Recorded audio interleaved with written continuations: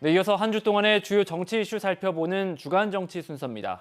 메타보이스 오승용 이사와 함께합니다. 이사님, 국가 AI 컴퓨팅 센터 광주 유치 불발의 후폭풍이 이어지고 있습니다. 앞서 보신 것처럼 오늘은 김용범 대통령실 정책실장이 광주를 찾아 강기정 시장을 만났는데 대통령실에서도 광주 민심에 좀 신경을 쓰고 있다고 봐야 되겠죠. 일단 신경을 쓰긴 하는데 실질적인 대안을 제시하고 있는 수준은 아닌 것 같습니다. 일단 대통령실 정책실장이 자치단체를 방문한 것 자체는 대단히 이례적이긴 한데 네. 애초에 비공개 일정을 공개로 돌렸다가 다시 비공개로 전환했다라는 것은 두 가지 맥락인 것 같습니다. 우선 관세 협정이 급한데 광주 내려가는 게 맞느냐라는 대통령실 내부 여론이 있었던 것 같고요. 네. 광주가 요구하는 수준의 답을 가져오지 못했다라는 현실적인 이유가 더 큰 것 같습니다. 네. 이와 관련해서 블랙록 투자 회사인 비나그룹이 지금 우리나라의 20조 투자를 위해서 방문해 있는데 광주와 전남 모두 유치전에 뛰어들 가능성이 높습니다.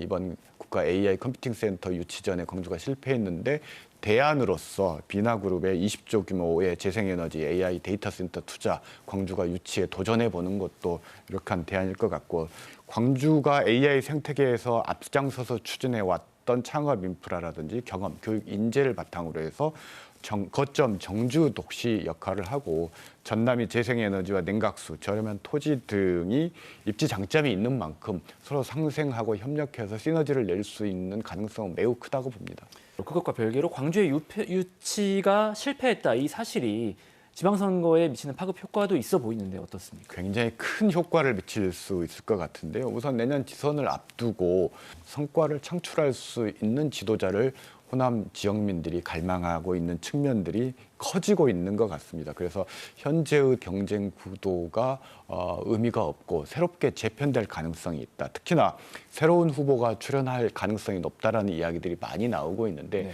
대통령실과 내각에서 차출한다는 이야기, 그리고 광역 단체장 경험이 있고 당 대표 경험이 있는 후보자가 출마를 고려하고 있다라는 얘기들이 나오고 있어서 연말이면 큰 변화가 올 수 있을 것 같습니다.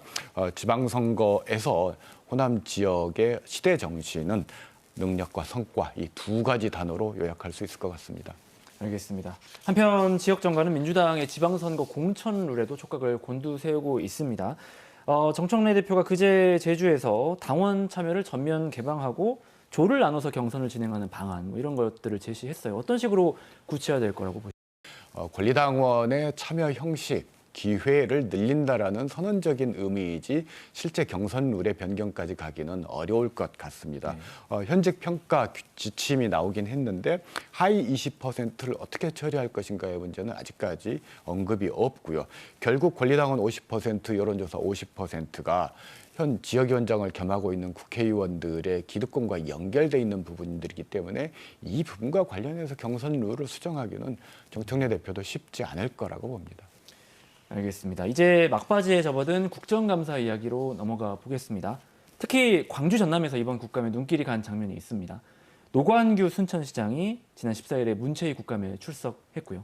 여수 지역구의 조계훈 의원과 설전을 벌이기도 했는데 어떻게 보셨습니까? 일단 별로 보기 좋은 모습은 아니었던 것 같습니다. 지난 14일 문화관광체육위원회 국정감사에서 여수갑 조계현 의원이 순천시장 노관규 시장을 증인으로 채택해서 순천만 국제정원박람회, 그리고 애니메이션 클러스터와 관련된 김건희 예산 의혹에 대해서 특혜가 아니냐, 이런 주장을 했었는데요. 이에 대해서 노관규 시장이 이 단체장이라면 시민의 권익을 위해서 보수 정권 하에서도 모든 수단과 노력을 동원해야 한다라며 반박을 했습니다. 일각에서는 여수 MBC 순천 이전 등으로 여수 민심이 들끓고 있는데 이러한 여수 지역 민심을 의식한 무리한 증인 채택 아니냐라는 의견도 있는 것 같습니다. 네, 이 밖에도 올해 국정감사에서는 유난히 고성, 막말 이런 것들이 잦았던 것 같아요. 인상 깊었던 장면을 좀 꼽아주신다면요. 일단 인상이라기보다는 눈살을 찌푸리게 했던 장면들이 더 많았는데요. 쇼츠 극감으로 미화를 하고 있습니다만 사실은 막말의 전성시대가 국정감사에 도래한 것이 아닌가. 막말 다툼 때문에 국정감사가 중단되고 감사가 실종되는 사태가 빈번하게 일어났습니다. 민의의 전당에서 뭐 한 주먹거리, 넌 내가 이겨, 뭐 기타 입에 담을 수 없는 욕이 왔다 갔다 했다라는 것은 상당히 심각한 문제라고 했을 것 같고요. 그리고 과방위에서는 우주항공청 원자력 안전위 국정감사 중에 SNS로 이 일개 찌라시를 상중계하는 그런 추태를 보이기도 했다라는 겁니다. 국회의원의 품격이 바닥을 뚫고 지하실을 거쳐서 지구 멘틀까지 추락하는 거 아닌가라는 우려가 듭니다. 네, 정부 부동산 대책도 파장이 큰데 이 부분도 좀 짚어보겠습니다.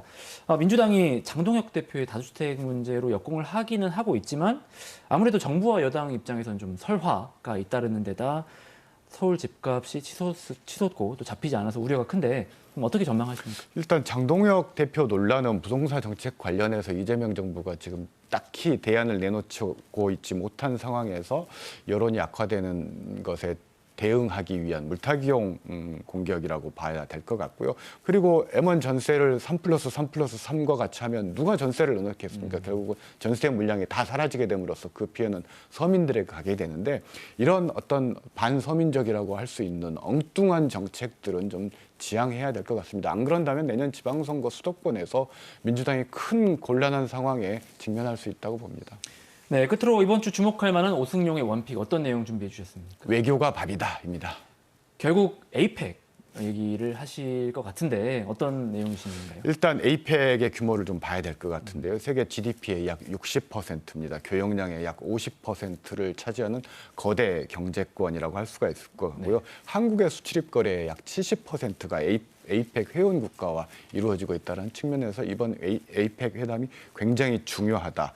특히나 한국 입장에서는 아세안이라든지 중남미, 오세아니아 등의 신흥시장을 대상으로 한국의 신시장 개척이라든지 그리고 개발 협력, K기술 인프라 수출을 위한 중요한 기회라고 할 수 있을 것 같습니다. 한국에게는 외교가 곧 밥이고 종교라고 할 수 있습니다. 가시적인 성과를 최대한 내도록 당국의 노력이 필요해 보입니다. 지금까지 주간정치 메타보이스 오승용 이사와 함께했습니다. 오늘 말씀 고맙습니다.